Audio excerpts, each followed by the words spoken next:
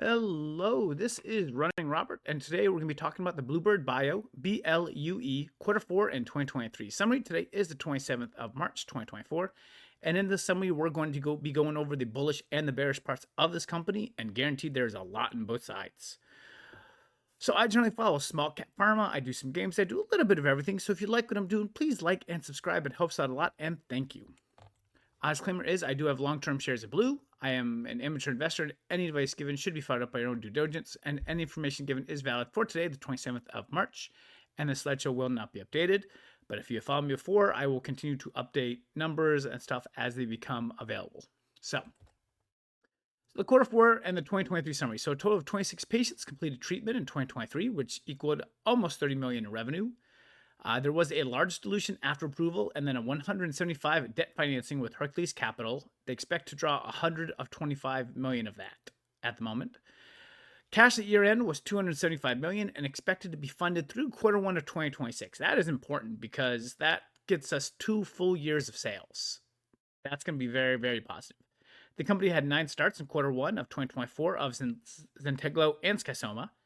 And the company expects between 85 to 105 patients this year. So the company will also have to restate financials from 2023 and 2022 and will delay its 10K for this year. So they've delayed it down to April. That is bad. But the 10K delay, it's a terrible look for the company. It is definitely amateur hour down at Bluebird financials for sure.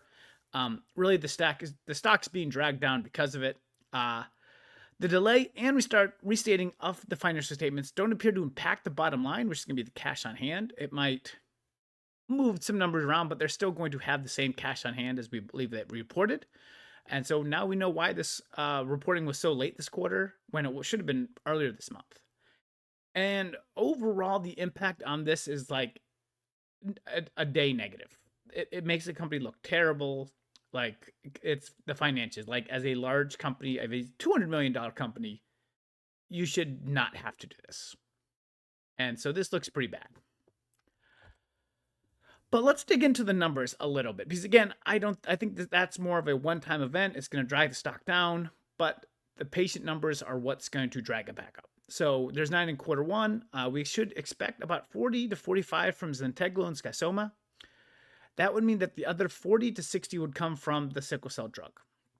So in terms of cash, and I'm going to use the cost of 2.5 million per treatment because I know that 2 of them are about 2-ish million and one of them is 3. So I'm just going to kind of cut it in the middle and say, hey, it's about 2.5.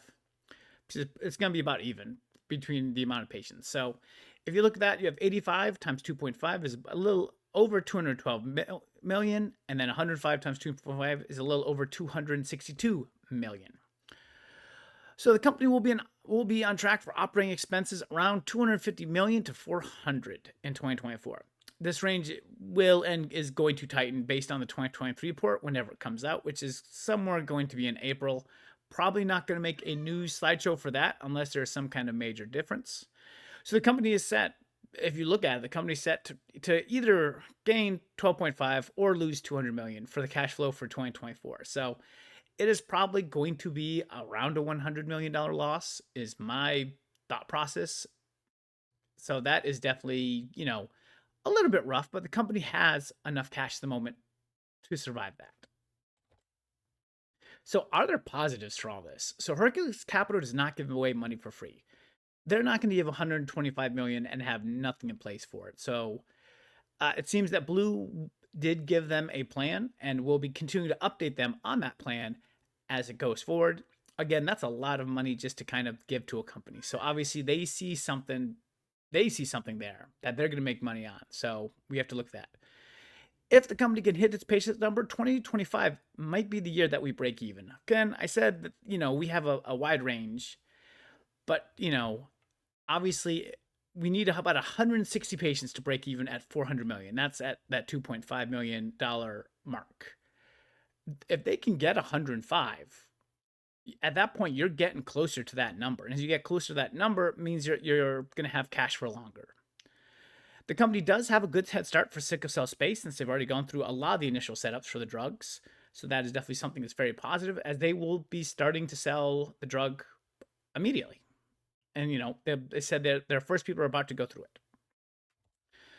Okay, whew, negatives. So many, and it's very easy to be a bear in this situation. The company will still lose a significant amount of cash this year. Blue spends money. I've said Blue hemorrhages money. They are really bad at that. Uh, of course, it's a terrible look for having to redo the reports. This is not a true penny stock. Like this is it's in a small cap range, but this is not something you see from a company of this size. So, and then of course, the company has competition currently with Sickle Cell Drug and on the horizon for their legacy drugs. So this is again something that could eat away those profits or those amount of people they need to get. But definitely, today was a rough day. Can't blame the shorts. Can't blame misinformation. Can't blame anything. Today squarely falls on the company's shoulders with just having a not being able to do the 10K correctly. That's really what it comes down to. However, looking through everything that we see up here and everything that I've gone over in my report, let's be honest, the company will survive into 2026.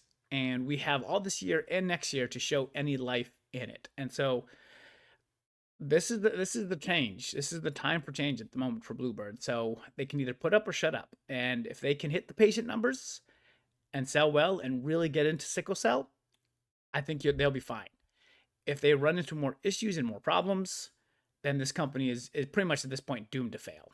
So hopefully that gives you a lot of the positives and the negatives so that you can actually make a smart financial decision about this company. Thank you very much for watching and listening, and I hope you have a wonderful day.